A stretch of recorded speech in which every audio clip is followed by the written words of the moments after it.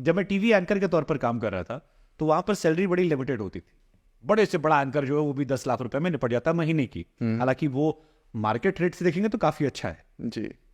IAS अधिकारी जब आप रहे उनमें कितनी सैलरी होती है?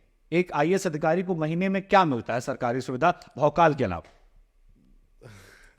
भोकाल के अलावा भौकाल तो है ना, आदमी सैल्यूट मारता है कलेक्टर साहब आ गए। तो डिपेंड करता है कि आप कितनी साल की सर्विस हो गई है, बट जनरली आपको 1 लाख रुपए से लेकर के आपकी सैलरी। आज के जमाने में भी 1 लाख रुपया हाँ। खर्चा निकल जाता है इतने में? 1 लाख रुपए में 1 लाख तो आजकल सरकारी शिक्षकों की सैलरी पहुंच गई है, मेरी मम्मी की पहुंच गई है। हाँ, तो अब वो डिपेंड करता है कि आपकी तमन्नाएं कितनी हैं। खर्चा तो ऊपर से तमन्नाओं के ऊपर दाएं डिपेंड बाएं करता से, है। दाएं बाएं मतलब मैं सरकारी सैलरी की तरफ, आपने यूपीएससी कितनी पढ़ाई की, कितनी हाई प्रोफाइल जॉब है कंपेरिजन टू बाकी जॉब्स, क्या सिर्फ 1 लाख रुपए सैलरी है या कुछ और भी मिलता है साथ में? जो आपको बाकी पर्क्स एंड प्रिविलेजेस होते हैं, आपको घर मिलता है, गाड़ी मिलती है, इतना बड़ा ऑफिस मिलता है, इतना पैराफर्नियर मिलता है, घर पे इतने हाउस हेल्प्स होते हैं, ये सब तो मिलता ही है। तो सैलरी की एज सच आपका खर्च बहुत कम होता है। तो शॉपिंग करना, आपको महंगे ब्रांड ज़ारा का कपड़ा खरीदना है, हाँ। या नया आईफोन नया खरीदना है, या बच्चा कुछ मांग लिया है, तो वो तो अपनी जेब से देंगे ना। हाँ बिल्कुल। तो उस टाइम तो सैलरी देखना पड़ेगा खाते में कितना पैसा बचा। हाँ, तो वो तो फिर तो आपको लगता है आईएएस अधिकारी की सैलरी कम है, मतलब और सोचना चाहिए? इतनी तैयारी के बाद लोग आते हैं। ऐसा नहीं, मुझे लगता है कि सबको पता है कि आप किस सर्विस में जाने वाले हो।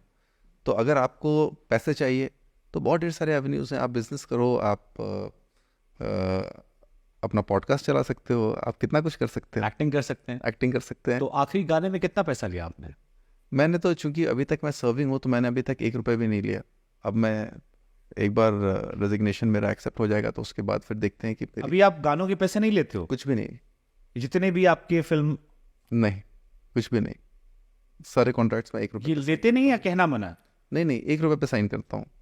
1 रुपए पे? और अभी मैं इतना बड़ा स्टार भी नहीं बना हूँ कि मेरे को कुछ इतना ऑफर हो सके। एक बार मैं सोच रहा हूँ कि एक बार अभी मेरा रेजिग्नेशन एक्सेप्ट हो जाए तो फिर मैं देखता हूँ कि मार्केट में मेरा कितना क्रेज़ है। तो जो बैंक बैलेंस बचाया है उससे खर्च चल रहा है, और वाइफ से? बिल्कुल। ये बड़ी बात बता रहे हैं आप मुझे। हाँ।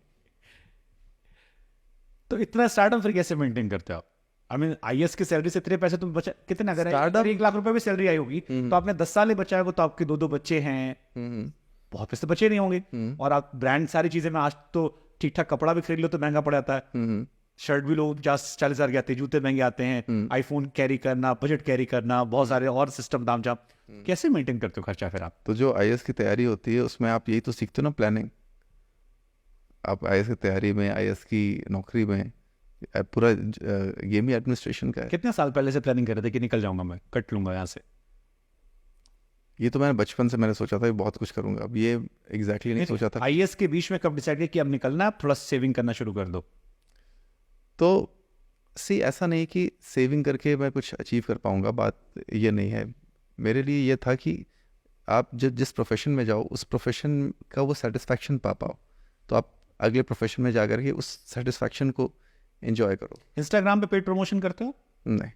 आपको पता है एक स्टोरी के लाखों रुपए मिलते हैं? आपके 5 मिलियन फॉलोअर हैं, अगर आप एक पेड स्टोरी करोगे तो लाखों रुपए मिलेंगे। या अगर आप एक रील करोगे तो आपको 10-10 लाख रुपए मिल सकते हैं एक रील के। बिल्कुल पता है। बड़ी बेसब्री से वेट करोगे रेजिग्नेशन एक्सेप्ट हो जाए?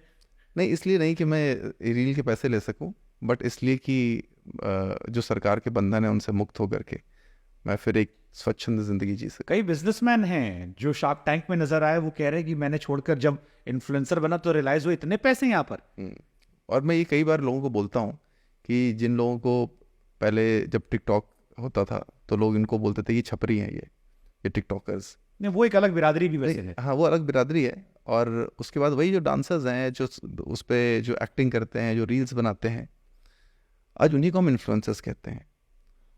और आज जितनी भी फिल्में चल रही हैं, जितने भी गाने नए रिलीज़ हो रहे हैं, उसमें हम सारे प्रोड्यूसर्स उन लोगों का सहारा लेते हैं फिल्में चलाने के लिए, जिनको एक टाइम पे छपरी कहा जाता था। तो मैं हमेशा कहता हूँ कि कोई भी धंधा ख़राब नहीं होता।